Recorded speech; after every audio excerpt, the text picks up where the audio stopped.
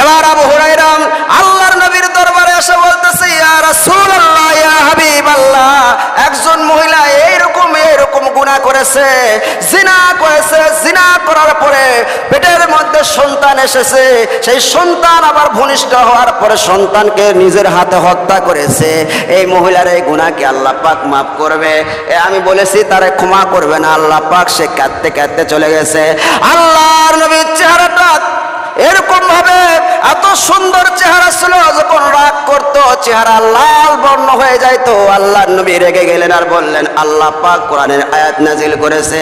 আল্লাহ পাক বলেন, ইল্লা মান